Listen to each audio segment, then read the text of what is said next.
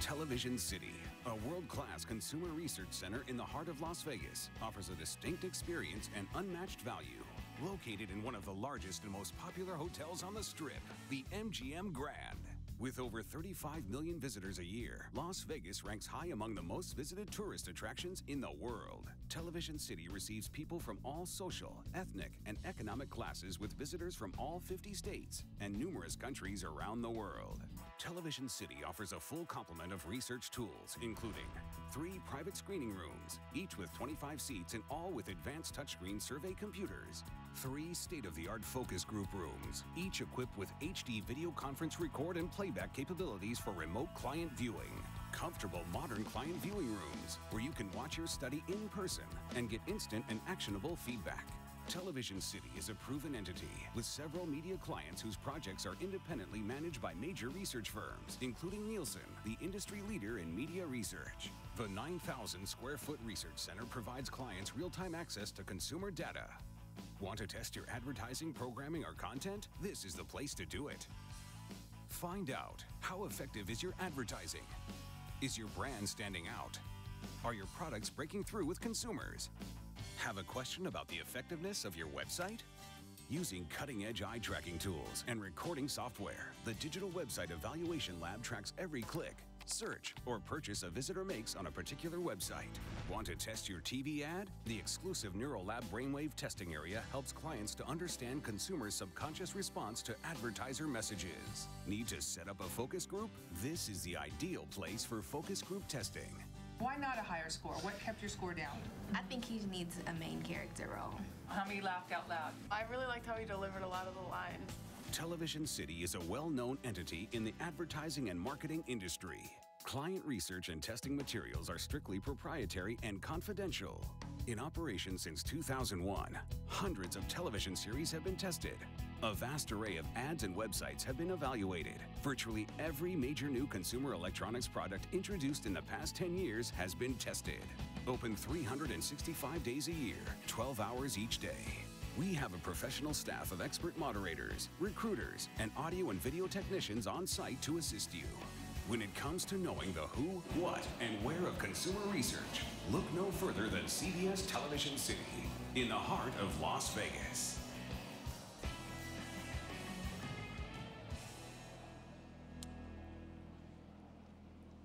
And now, a word from your sponsor. 2 years ago at this conference, CBS and Nielsen introduced a collaborative effort to develop a new evaluative framework for media buying and planning. Today, I have the distinct honor to share the stage with Nada Bradbury, Senior Vice President and Global Product Leader for Nielsen Buyer Insights, and present to you our 3rd annual report on this ongoing effort. The report, entitled Single Source Moves Beyond CPG, will focus on the new data sources that allow advertisers in non-CPG categories to now employ the same advanced single-source analytics that CPG advertisers have been using since the introduction of set-top box data. I will kick things off with a review of our progress in enhancing the toolkit of media buying and planning resources available for the development of optimal television advertising campaigns. 2 years ago, we presented at this conference the first product of our collaboration. We began by pointing out how the traditional age, sex, demographic approach to media selection, never an ideal evaluative approach, was now becoming even less relevant as the key baby boomer cohort was aging out of the established adult 18 to 49 and adult 25 to 54 currency segments. We included this chart showing how the adult 18 to 49 segment would decline as a percent of the population from 62% in 2002-2003 television season to 56% for the now current 2012-2013 television season, as the boomers aged into their 50s and beyond. This downward trend will continue for next season, dropping 2 more percentage points to 54%. We argued at that time that the time had now come to move to an evaluative framework that gave some value to each viewer and kept the important baby boom segment in the target radius.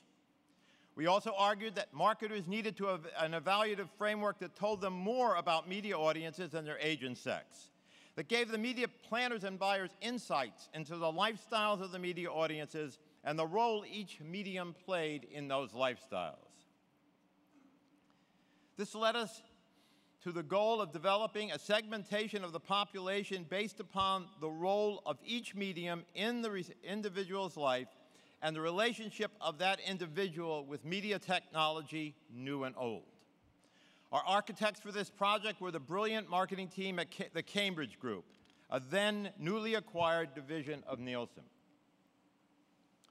We challenged the team at Cambridge Group to realize the goal of our collaboration, to marshal the resources of Nielsen, to document the effectiveness of advertising as a marketing tool, document the effectiveness of television advertising as an advertising medium, and to provide advertisers with research resources to measure short-term ROI from their television ad campaigns, optimize their television and cross-media campaigns, and measure the long-term contribution of television advertising to the development of brand equity, as well as to utilize the tools developed by the IAG division of Nielsen to assure advertisers that they have the right message working in the right environment.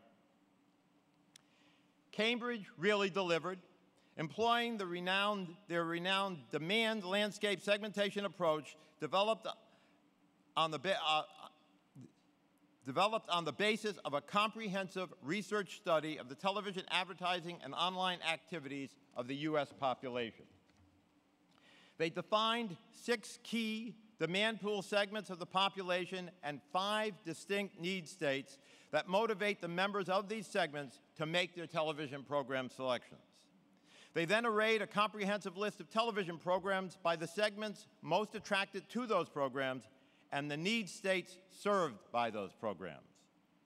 We can now report on how we have effectively used this segmentation in program selection, promotion, and in our advertising sales efforts. First, we isolated the 2 of the segments that we felt were critical to our success. The media trendsetter segment is the largest segment, representing just over 21% of the population. Members of this segment are big media users.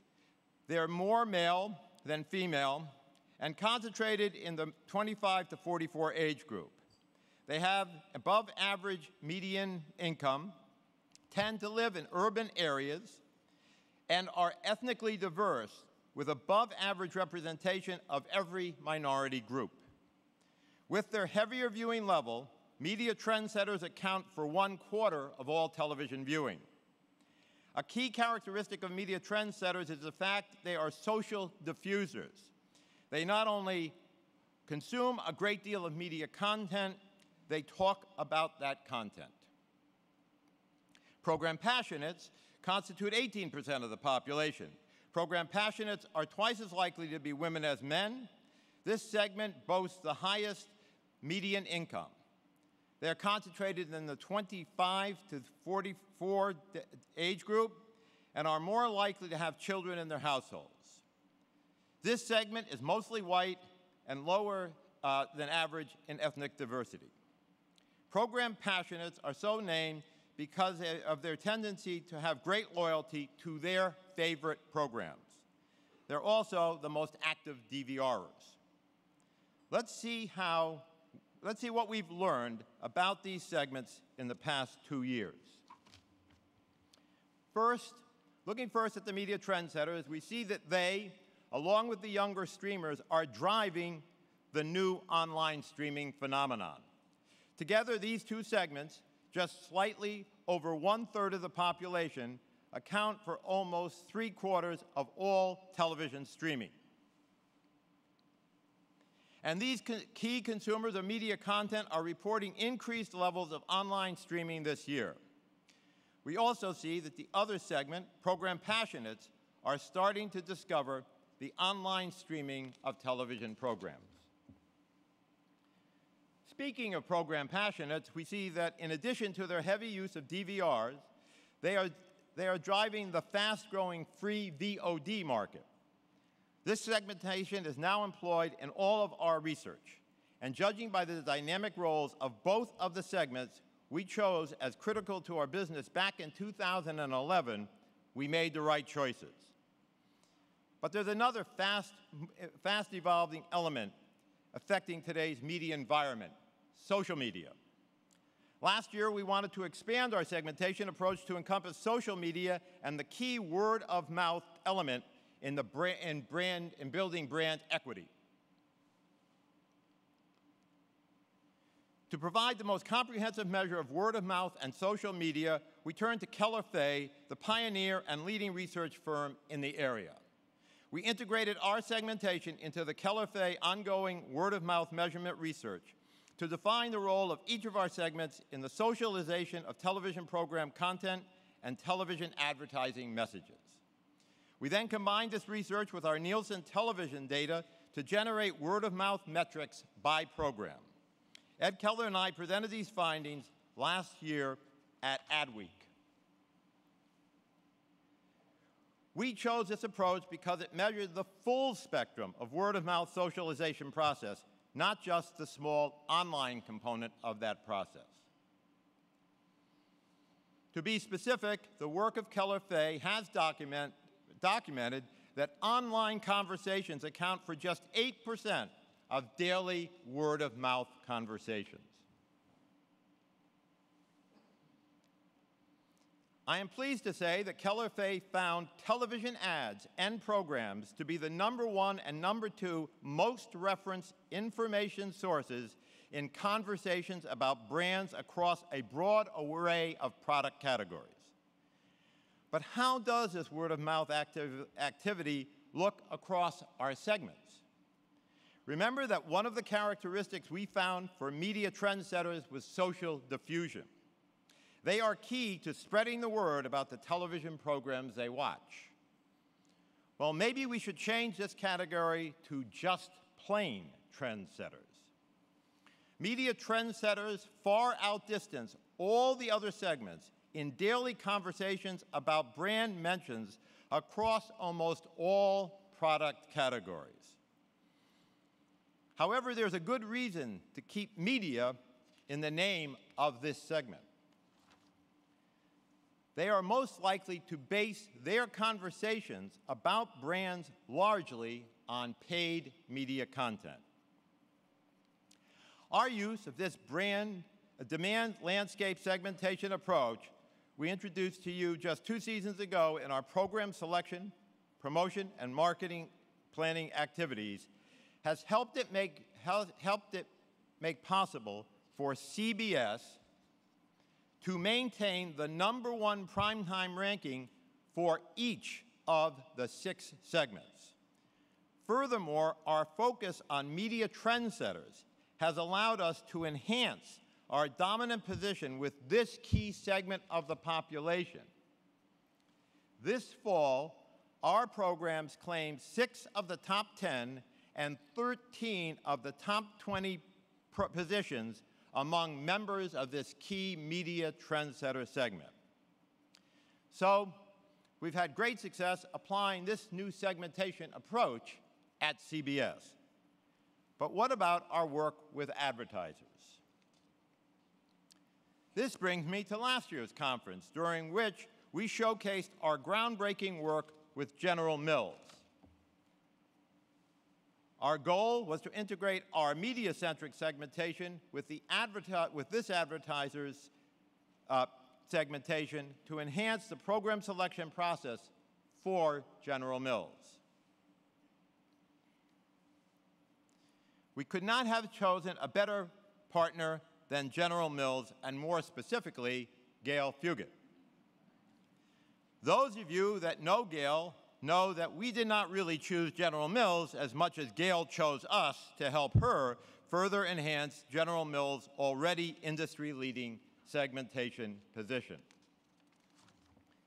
The plan was to merge our segmentation with General Mills' food GPS segmentation to inform the General Mills media selection process. Merging these two complex segmentation systems was a major challenge. We turned to the Nielsen analytics team to execute the merger.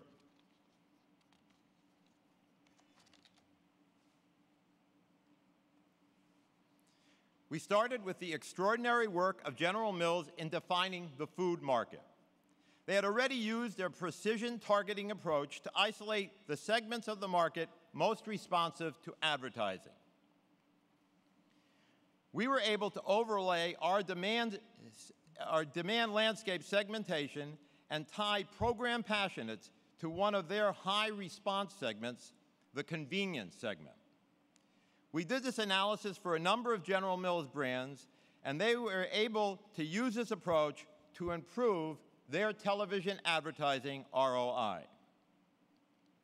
I should add that we have done several other analyses across a range of CPG categories and that have demonstrated that just as program passionates are loyal to their TV shows, they are also loyal to their brands in other product categories as well.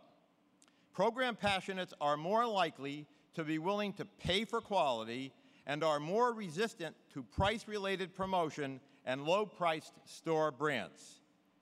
That makes them high-profit customers for all of you. This season, we saw the adult 18 to 49 audience decline not just as a percent of the adult population, but in absolute numbers as well. We also saw the composition of that audience segment change by as aging baby boomers left the segment and were replaced by 18 to 24-year-old millennials.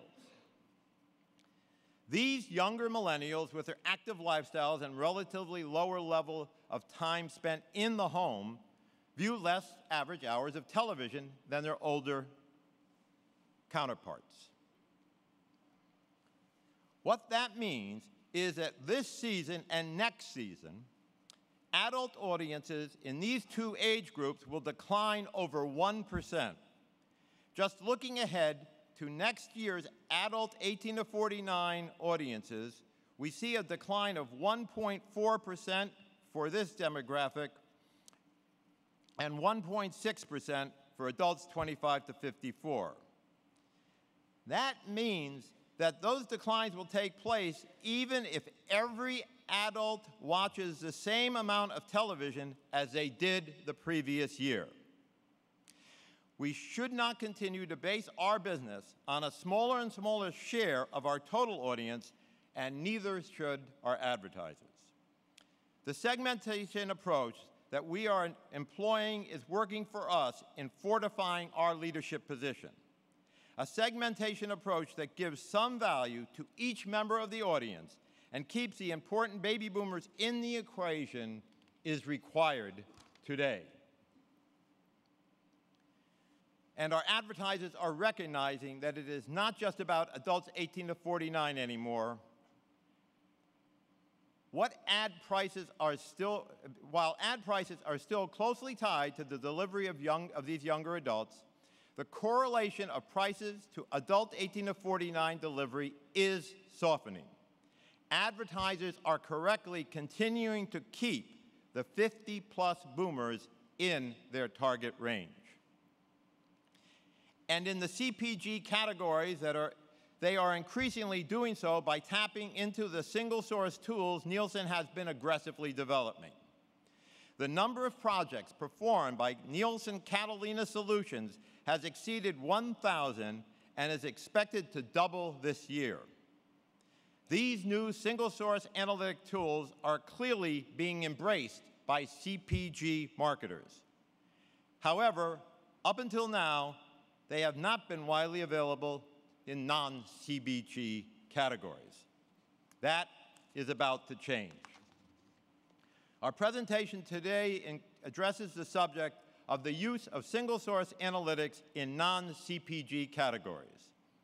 I will now turn things over to Nada, who will provide you with a look at Nielsen's exciting initiatives beyond CPG.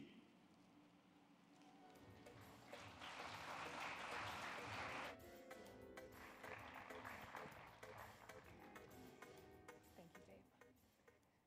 Good afternoon, everybody. Thank you, Dave. Pleasure to share the audience with Dave. Quite an honor, actually. I'm really excited to talk to you about this new capability, and we've been working with CBS for a little while now, investigating how we apply these new metrics and these new insights that we have from Nielsen Buyer Insights. And first, I'd like to give you a little bit of background. So as Dave had mentioned, we built the foundation of understanding CPG and how we can better leverage different types of segmentations across that. We are very excited to announce that we have formed an exclusive alliance which gives Nielsen access to near census level coverage of all credit card transactions, as well as debit transactions, banking account activity, and linking that information to the Nielsen People Meter panel for television viewing, as well as the Nielsen online panel, which then enables us to have the opportunity to segment across different types of breaks, including genres, day parts, and programs, to truly provide a new view which moves beyond an 18 to 49 or an age sex demo. What's most important, I think, to this audience is the fact that what we have opened up now is across $10 billion in television ad spend. So the fact that you can now segment and understand the ROI for these segments and gain a better sense for what advertising is working proves to be quite valuable. So that $10 billion, how does that break across?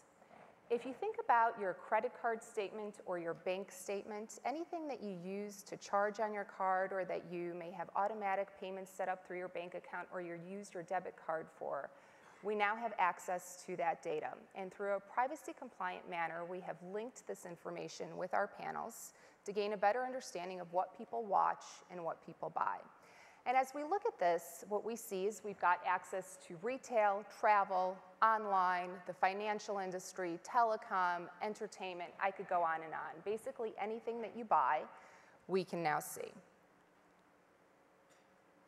And what this does is really enhances the planning platform and the measurement platform that you may already be used to using, whether you're on the media side or on the advertiser side. But basically, it looks at purchase behavior as the base. And now we start the segmentation of, from a planning perspective, I'm interested in reaching certain types of consumers that have a certain type of buying behavior. Perhaps I'm interested in heavy moviegoers, for example.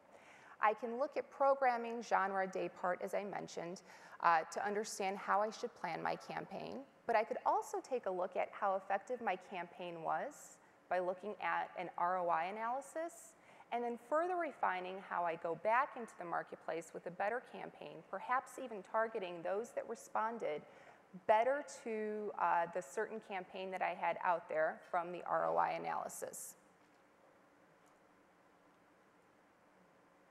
So, to provide some example, it's very simple but very powerful. When we take a look at what single source matches can provide to us, heavy movie spenders, for example, we see two shows, Elementary and what we're calling Show T. The traditional 18 to 49 demo that we all start off with gives us one rating, but if we are targeting heavy movie spenders and we are trying to reach those consumers, you see quite the inverse is happening for those two shows. And Elementary delivers a much better segment of heavy movie spenders, or what we have qualified as the top third in movie spending in this category, at an index that is way above 200, and another show that had a higher rating actually is under-delivering for this particular segment. Further building on Dave's point on 18 to 49 and the importance and the changes that are happening in the marketplace, we've taken a few categories to provide an example of what purchase behavior looks like across 18 to 49. So keep in mind, we have near census level coverage. We're taking a look at what buying behavior happens out in the marketplace. And what we see for these three categories, casual dining, insurance, mass merchant, and apparel, is that we are only seeing from an 18 to 49 demographic only half of those consumers. So if I were to implement a simple media plan that wanted to reach the 18 to 49 segment and have as much reach as possible, I still wouldn't reach all of the consumers that are important to me if I was within one of these categories.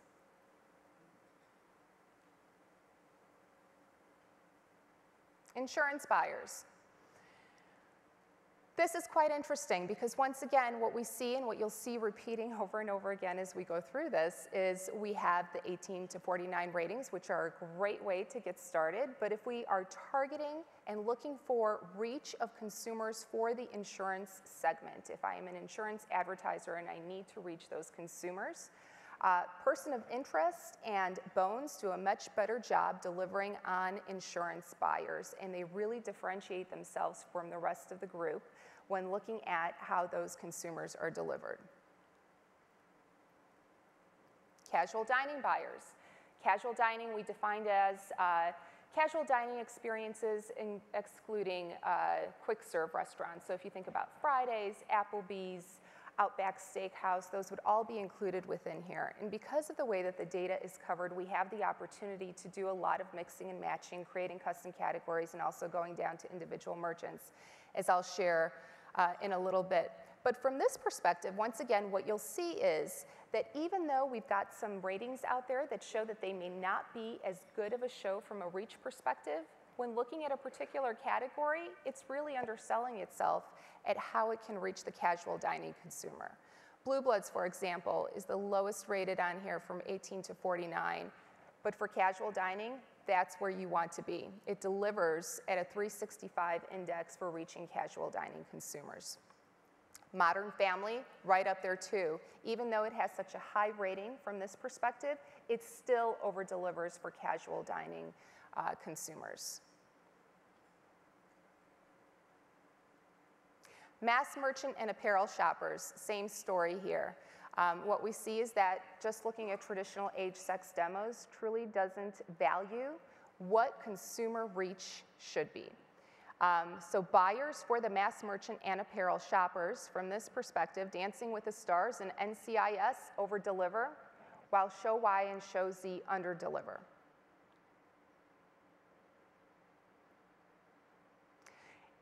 And finally, from a perspective on this type of very simple scale of how we reach and what the ratings look like, we can also turn this on a dime and think about all the purchases that are made by consumers and focus on the financial industry. We know what types of cards are being utilized in order to make purchases in particular categories and specific merchants.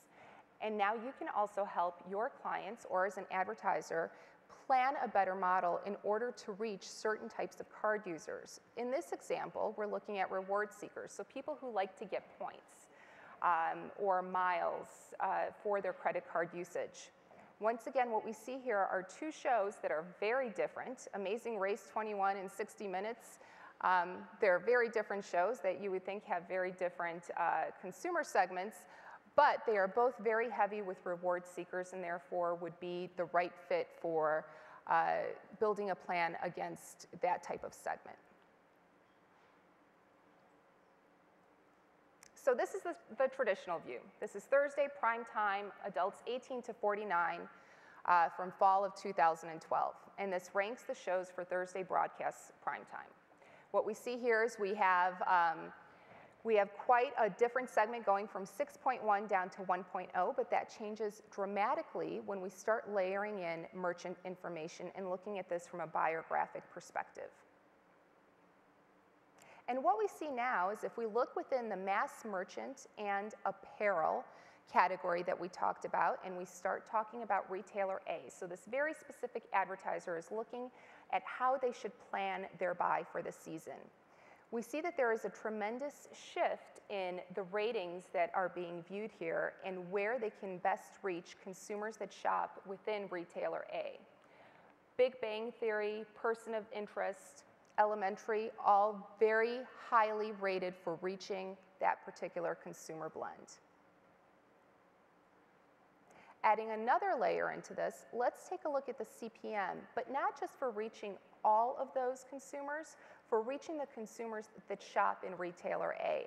And from this, we can increase efficiency for the media buy and enable a better ROI in the end for the retailer.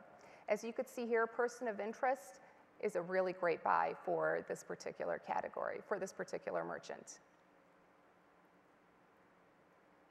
Now let's take a look at this from a different perspective. Once again, we're starting off with the traditional 18 to 49 demos. We have a scatter plot here. It is looking at the current rating, 18 to 49. All the dots are different shows. And across the bottom, we have the concentration index. So which shows reach the highest concentration of people of that age. You see where Person of Interest is on this scale. We add in a second dimension. And the second dimension looks at all of retailer B's buyers and what they spend. So now what we have done is we have flipped the purchase concentration index for retailer B, and we are looking at the most important consumers, so people who buy the most at this particular retailer. It has moved further up to the top and to the right, which is a very lucrative place for a show to be. Ultimately, when we add in another component, which is looking at an inverted index, what is the best buy for this particular retailer if they're trying to reach a particular program? What we see here is that Person of Interest is the right value across the board.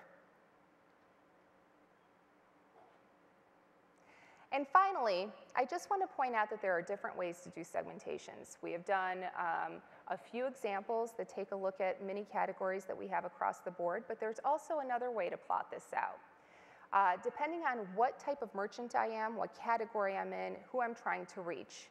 Am I looking for shows that I would like to drive switching to my brand? They might be a high category buyer, but a low brand buyer. Am I trying to bring consumers in or showcase to consumers that I want to continuously stay in front of them because they buy heavily with my brand and they also buy heavily within the category, and I want to make sure that they do not lose sight of my brand. And once again, low category buyer, high brand buyer, these people are loyal to me and they don't really venture out and I want to keep it that way. There are ways that we can also segment against that. So here are some examples. Specific to retailer B. Now retailer A and B are still within the mass merch and apparel category. We're comparing retailer A and B from previous slides as very similar merchants with similar types of stock, as well as being nationally available throughout the US. What we see here is depending on what they are trying to do with their category, if I want to buy shows to drive switching, I'm going to look at Person of Interest or suburgatory. If I want to make sure that I'm staying in front of my loyal consumers and I want to keep it that way, Nashville, 48 Hours, Malibu Country are the shows that I need to plan for. And finally, if I am looking to buy shows to grow my brand's niche market, X Factor is the one that I should be looking at from this perspective. So we can do these across the board. We can gain an understanding of what this looks like from season to season, and also start to take a look at how we segment this across a more efficient media plan and buy. So in summary, leveraging what we have learned from CPG and building upon that foundation, we have now opened up an opportunity where we can have a better understanding of segmentation. We could better deliver consumers that are of interest to advertiser clients and understand these critical merchant categories that represent $10 billion in annual ad revenue. Focusing on the traditional 18 to 49 demo is a great way to start, but it's not going to get advertisers all the way there, and it's not allowing the full value of each individual program to shine through by being able to showcase to advertiser clients that there are more efficient buys. Now, what will be really interesting is taking a look at what happens when we implement certain types of segmentations and understanding what kind of ROI they're returning. And with a single source matching, because it is a one-for-one match, we understand what people are watching and what people are buying, we can assess ROI and sales lift. And I will turn it back over to Dave to take us through an example of that.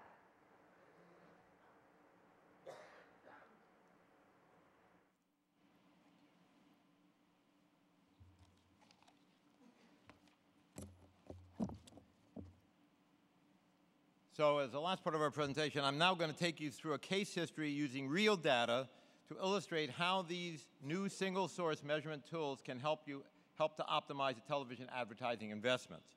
Now, as you might expect, by the fact that NADA handed the ball back to me, this case is going to be positive for CBS. Single source enables more precise media planning. Its real strength lies in enabling an understanding of what advertising has contributed to sales from the short term.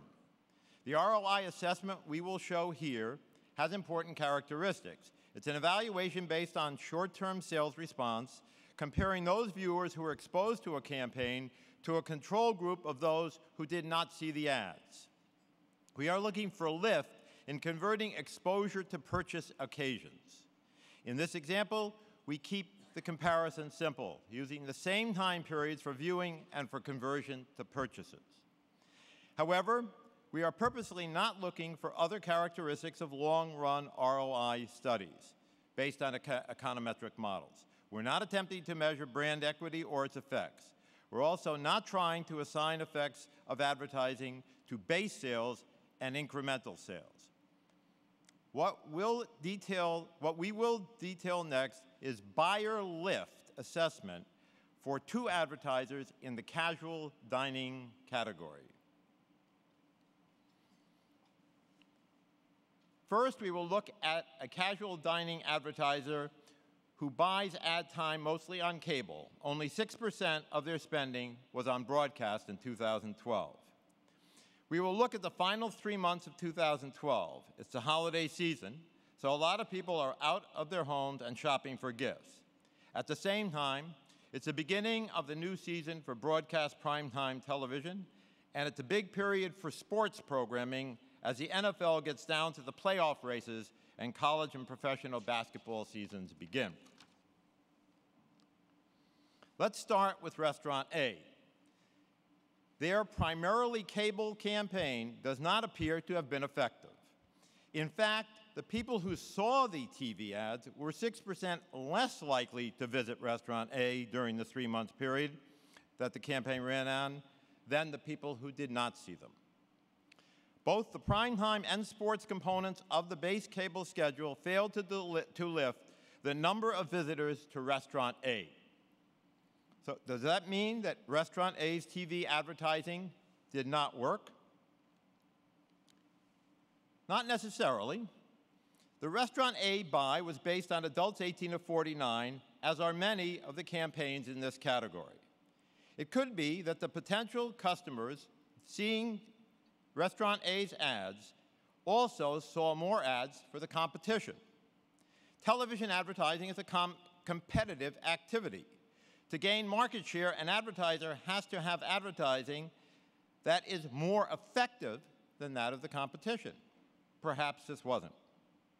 Restaurant A restricted its coverage of the market by focusing just on younger adults and concentrating its messages in cable. Primetime cable reach among young adults is much more limited than during broadcast prime time.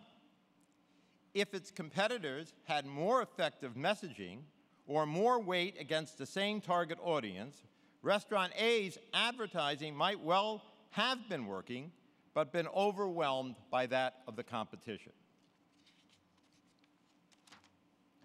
The young adult target of the Restaurant A campaign only represented about 1/2 of the dollars spent in the casual dining category. What if the older segment of the casual dining market actually represented a substantial segment of the market for Restaurant A? They could be more frequent customers of all of the restaurants in this category than the younger adults reached by Restaurant A. Restaurant A could be generating more business with this segment of the market, even though it is getting a lower share of that business. To better measure the effectiveness of Restaurant A's campaign against the full casual dining category, we have to look at its performance versus its competitors. Focusing on a very similar restaurant chain, let's look at Restaurant B. These chains are similar in format and price points. The first thing we notice is that Restaurant B is spending far more on television advertising than Restaurant A. The majority of the dollars for this chain are invested in broadcast network prime time. This broadcast portion of the schedule is more expensive on a cost per exposure basis among younger adults, delivering only 30% of the exposure to these young adults. Quite a different strategy from that of Restaurant A. Now let's look at how the schedule is working for Restaurant B. The people exposed to the television ads for Restaurant B were 20% more likely to go there for lunch or dinner compared to those not exposed to the advertising. This campaign appears to be having an impact. Let's see how this breaks down. Sports works for delivering Restaurant B's buyers in the fourth quarter. Whether it's sports on the major broadcast networks or cable sports, sports fans follow their favorite games, and these viewers respond to ads for Restaurant B. At the same time, broadcast primetime, not including sports programming, also drives buyer lift for Program B. Cable primetime did not drive any measurable lift. Restaurant B clearly has a broader advertising approach. So let's break down the delivery by total adults instead of total adults 18 to 49. We see that half of the plan's GRPs are coming from cable primetime. The best performing part of the plan, sports programming, only accounts for about 1/3 of the GRPs. Broadcast primetime, which also showed lift, contributes 1/5 of the GRPs. While this plan clearly worked for Restaurant B, there could be ways to make it even better. It was not optimal.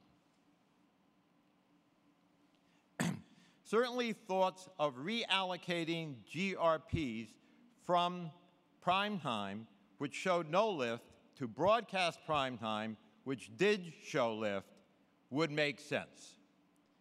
But that lift should be made selectively. That shift should be made selectively. Performance varied widely by network and more specifically by program. When Nielsen prepared this case history, they wisely decided to mask the advertisers and the networks. I will honor their desire for neutrality to a certain degree. However, I must confess that CBS is Network A. Neutrality only goes so far. Fortunately, the Nielsen Buyer Index data, with Nielsen Buyer Insights data, advertisers can find out which programs are likely to provide positive lift. Keep in mind, we said earlier that we were only evaluating lift in terms of converting viewers who saw ads into purchasers in the advertisers' restaurants. The other element in the mix is how much these customers spend. Both the customers from sports and from broadcast prime time account for above average spending for Restaurant B. Nielsen Buyer Insights include this key measure of customer value in its program selection tools. A simple way to think about making Restaurant B's plan better is a rule that says buy shows with above average buyer reach and above average spending per buyer. Make sense? Let's see how we can do that with Nielsen Buyer Insights. So let's go back to the scatter plot approach that Nada presented to you. This is the same idea as Restaurant B's buyers. each show's reach of those buyers is compared with the spending per buyer. You would want to buy shows or buy more of the shows in the upper right-hand quadrant. Now, in case you haven't caught on yet, CBS programs are in red. Let's see where some of these shows fall on the grid. The upper right-hand quadrant includes shows across networks and genres. 60 Minutes is there alongside dramas such as Person of Interest, Elementary, Revolution, Revenge, and Law & Order SVU. Competition reality is also there with X Factor, and The Voice. Check with Nielsen for a full list of programs in your category. So it appears as though Restaurant B's approach was better than that of Restaurant A. We have seen evidence that neither campaign was optimal from a media selection perspective. But there is one other critical element, the advertising message itself. By combining the resources of Nielsen Buyer Insights with those of IAG, we can address this element as well. Restaurant B's ads outperform those of Restaurant A in the key measures of brand recall and likability. Now, some of this advantage can be attributed to the fact that Restaurant B's ads were just better than Restaurant A's ads. However, could some of the advantage enjoyed by Restaurant B stem from the commercial environment provided by programs carrying those ads? If we just look at the performance of Restaurant B's ads in broadcast programs versus cable programs, it does appear that environment does make a difference. These ads scored much better for both brand recall and likability in the broadcast programs. Note that the scores for the ads for Restaurant B in cable programs were close. I'm going to go back here, one slide, hopefully. We're close to the 19% brand recall score and 11% likability score for the Restaurant A ads, which ran almost exclusively in cable. That would suggest that the actual quality of the ads between Restaurant A and Restaurant B was really not that different. Could the significantly higher scores for Restaurant B ads in broadcast be a function of a superior ad environment provided by broadcast programs? Obviously, I think it might be.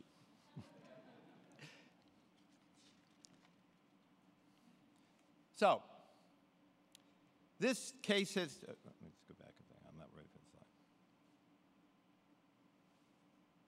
All right, no, gone the wrong way here. This case history turned out well for CBS, but it also confirms some basic theories that have been around for many years. If you combine the work of Andrew Ehrenberg concerning the laws of big numbers and double jeopardy with the work of Erwin Efron on recency, you come to the conclusion that the highest rated television programs deliver the most reach at the closest point to the actual purchase decision over the course of time. You saw 60 Minutes at the top of the graph. It should be of no surprise, considering that 60 Minutes has the highest cumulative audience over the course of the season of any non-sports television program. It is not about broadcast versus cable. It is about the most popular, highest engagement programs delivering the greatest advertising impact. Broadcast television has most of these programs, and CBS has more than any other network. But don't take our word for it. Do your own analysis. You now have the tools necessary to do this. Nielsen Buyer Insights lets you assess what parts of your buy work best to drive short-term sales. Once you know that, closing the loop on improving your campaigns is a simple next step. Add in IAG and you have the full toolkit of data and analytical resources to build effective advertising campaigns.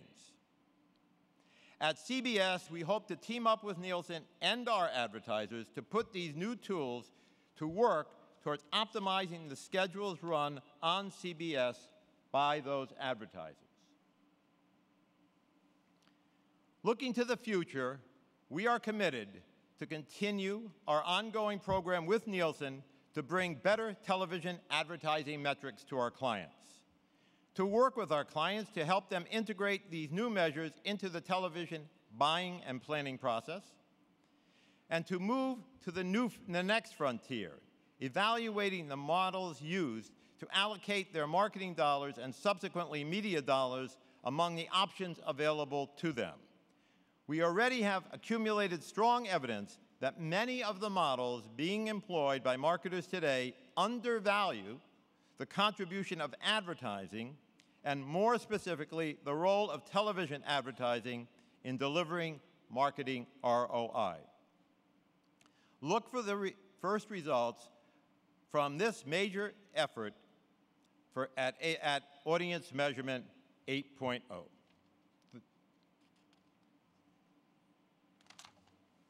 Thank you very much. I will now morph from your sponsor back to your MC.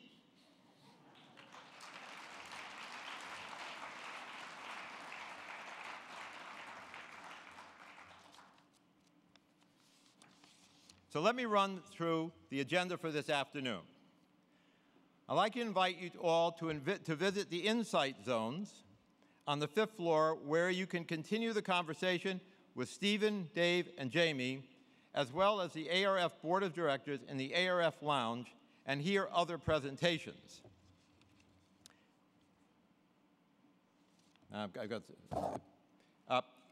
If you have entered into one of the Insight Zone vendor gift raffles, please check the ARF Lounge area for the winner names during the break. So some of you may already be winners.